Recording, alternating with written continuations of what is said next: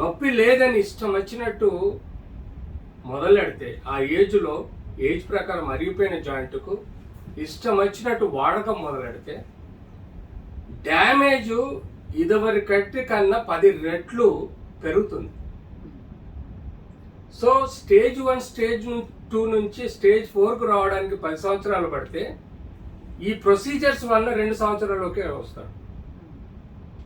అంటే నొప్పి లేని జాయింట్ ఈ అన్నెసరీ ట్రీట్మెంట్స్ వల్ల మిస్యూజ్ అవ్వటం వల్ల 10 సంవత్సరాల తర్వాత చేసే ఆపరేషన్ 3, 4, 5 సంవత్సరాల్లోనే ఆపరేషన్కి చేయాల్సి వస్తుంది. సో ప్రజలారా నేను చెప్పేది ఒకటే, జాయింట్ అరిగిపోయింది, దట్స్ ఎ న్యాచురల్.